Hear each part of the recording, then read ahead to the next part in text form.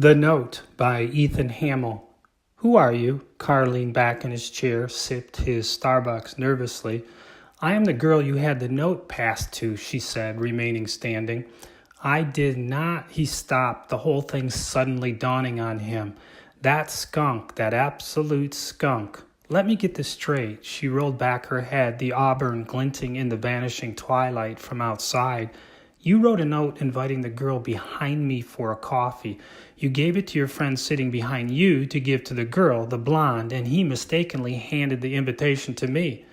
You're right, except for one thing, he smirked. There was no mistake about it. He handed the note to you when he knew good and well whom it was for. She laughed, said, I thought he was your friend.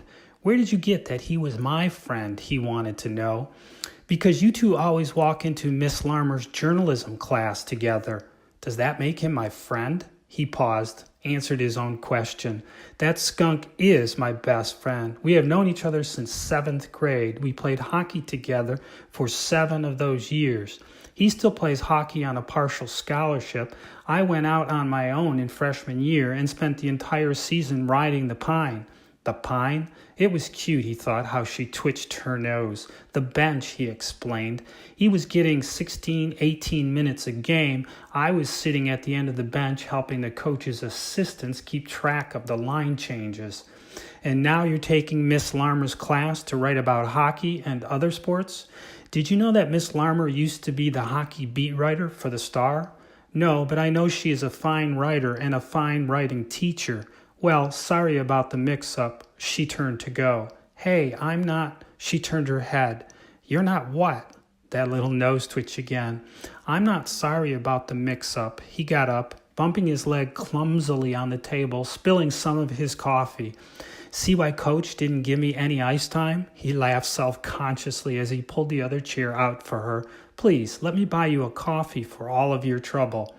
Well, I was going up to Newbury Point to watch the Aurora Borealis tonight, she informed him. No, what? This is going to sound like a line, he smiled sheepishly, but that's where I was headed after here. It does sound like a line, she smiled, but I'll accept it. Sit, let me buy you the coffee, he insisted, still holding out the chair. Let's take it with us to the point. Excellent idea, he nodded emphatically. I'm Carr, short for Carson. I'm Heather, short for Heather. And there's your friend Wes with his date. He looked behind him, saw his friend with the blonde. The two of them came over. Sorry, old pal, Wes said, giving him a good-natured punch on the arm. Next time you should use Western Union. What for, old pal, he said. You delivered the message to the right party. Heather and I are going up to the point to watch the aurora. See ya!